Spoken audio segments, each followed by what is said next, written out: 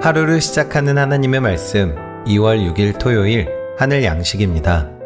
오늘 성경 말씀은 사무엘상 15장 17절에서 23절 말씀 가운데 22절 말씀입니다. 사무엘이 이르되 여호와께서 번제와 다른 제사를 그의 목소리를 청종하는 것을 좋아하심같이 좋아하시겠나이까. 순종이 제사보다 낫고 듣는 것이 순양의 기름보다 나으니. 아멘. 오늘 말씀은 순종이 믿음입니다 라는 제목으로 신천교회 최승균 목사님께서 집필하여 주셨습니다. 한문학자 정민이 쓴 스승의 옥편에 나오는 이야기입니다. 인조 때의 문신 조석윤이 서울의 볼일을 보러 갔는데 어떤 사람이 그의 아버지에게 달려와 아들이 탄 배가 썩은 배여서 중간에 파손되는 바람에 배에 탄 사람들이 모두 죽었다고 알렸습니다. 하지만 아버지는 우리 아이가 어찌 썩은 배를 탔겠나, 자네가 잘못 봤겠지 라며 태연자약했습니다. 배에 타는 걸 분명히 보았다고 해도 기다려 보겠다고만 했습니다.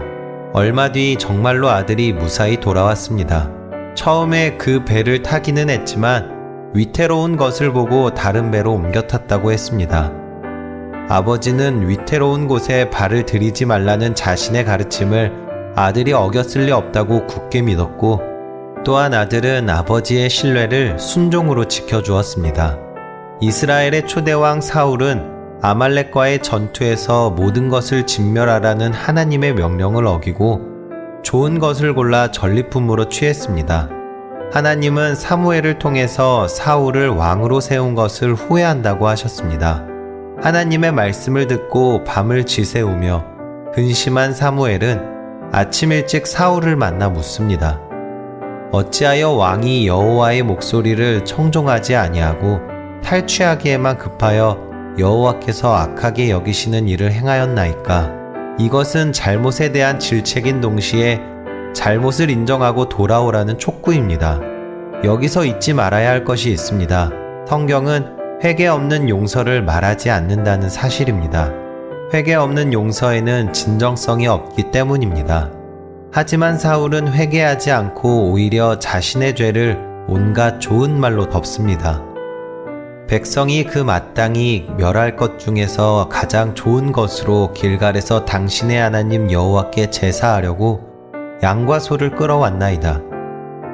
이에 대한 사무엘의 대답은 단호합니다. 순종이 제사보다 낫고 말씀을 따르는 것이 순양의 기름보다 낫습니다.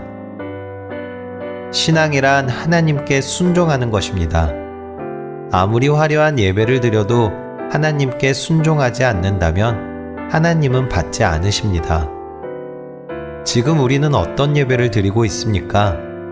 욕망의 부추김에 따라 사느라 하나님의 말씀을 놓치고 있지는 않습니까?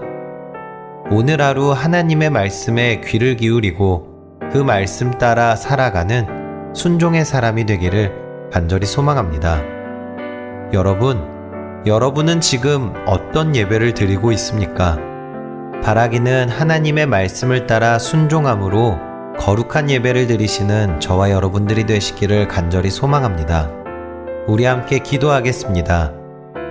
사랑의 하나님, 순종이 제사보다 낫다는 말씀을 기억합니다. 매 순간 하나님의 말씀에 귀 기울이며 말씀 따라 살아가는 순종의 사람이 되게 하옵소서.